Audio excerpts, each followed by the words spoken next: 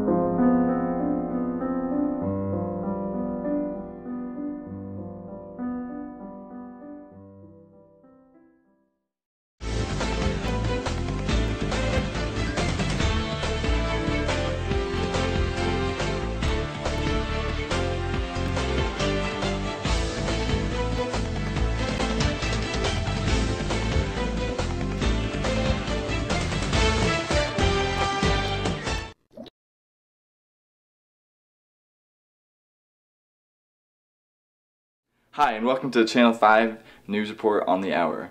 We go now to TK, who is in the field, about some breaking news on the newest video editing software in 2015. TK? You can smell video! Thank you for that very exciting news report, TK. It looks like I'll be needing some deodorant for my next newscast.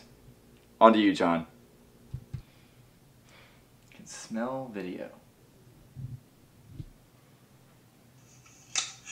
Oh! Oh God! Oh! Oh no! Oh man!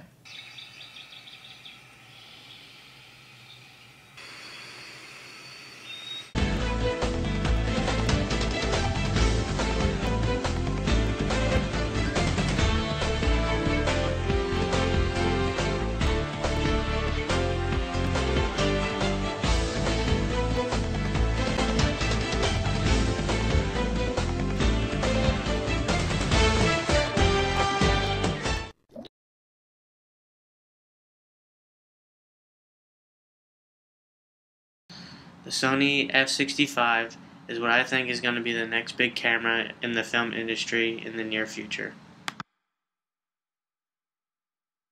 Brand new top-of-the-line Cinealta camcorder, and its biggest thing that it has going for it is that it is a numerically accurate 4K camera.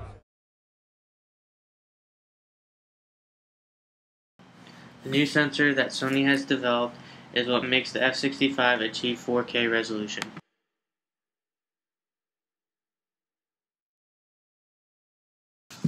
It helps show the outside and the background on sunny shooting days in this photo too.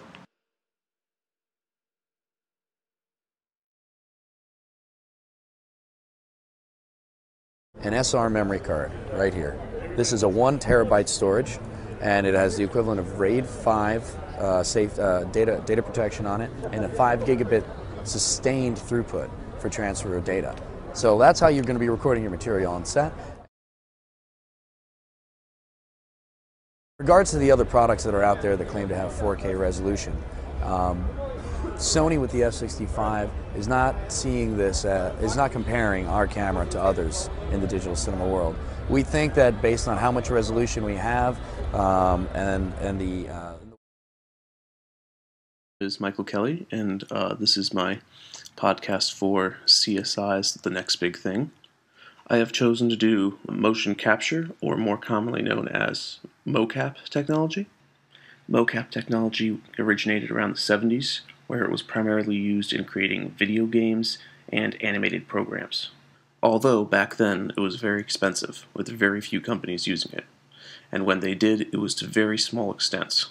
The majority of the public became aware of mocap technology around 2001 with the blockbuster movie Lord of the Rings, The Fellowship of the Ring, where the iconic villain Gollum, or Smeagol, played by the quote-unquote king of mocap, Andy Serkis, was created using only mocap technologies. Although, as seen in this clip, mocap technologies had significantly improved since the well-known and infamous bubble suit. After the Lord of the Rings series, the public began to see a gradual increase in the usage of mocap technology in upcoming films, such as James Cameron's Avatar, where once again, mocap technology had taken a step forward. We are now starting to see mocap technologies in almost every aspect of the entertainment industry, like with Disney's Mars Needs Moms, which was filmed completely with mocap and animation technologies. But as stated earlier, movies are not alone in this industry-wide step forward. A good example being Rockstar's L.A. Noire, which used mocap facial recognition technology, generating astounding results. Although, as with any other form of special effects, overuse can turn into a dull and empty experience for the viewer. Using as an example, once again, James Cameron's Avatar, which had taken a huge step forward in mocap technology while sacrificing a good storyline for an average Dances with Wolves remake. In short, mocap technology has become incredibly popular with good results, thus proving that it has the possibility to become the next big thing. This is Cliff Jackson from Cliff Movie Corner News. Today we'll be talking about the next big thing in film industry, but that's pretty big, so we're going to pick a certain portion of it. And I'm going to tell you what different genres are going to be the next big thing in the film industry. The three major genres that I think will be the next big thing in the film industry is prequels, prequel reboots, remake sequels, sequel reboots, and comic book movies. Prequels and prequel remakes. A prequel remake usually has an iconic character and a similar story to the first one, and the timeline leads up to the original story. A good example is John Carpenter's The Thing. They just recently made a prequel of The Thing, and there's not much difference between the original and the new one. Instead of Kurt Russell running around with a flamethrower, it's a hottie hot running around with a flamethrower, and instead of the aliens being made out of liquid latex and being puppets, they use CGI to create them instead. Prometheus is also a good example of a prequel. It's the prequel to Aliens. Star Trek in itself is a prequel remake because they take the original story plot and they put a new spin on the timeline. What makes a remake sequel and a sequel reboot? It usually has an iconic character from the original ones or an iconic scene, and it usually has a similar story plot of the original. A good example is Friday the 13th. It's very similar to the first three movies, and it gives the iconic character Jason Voorhees a brand new look.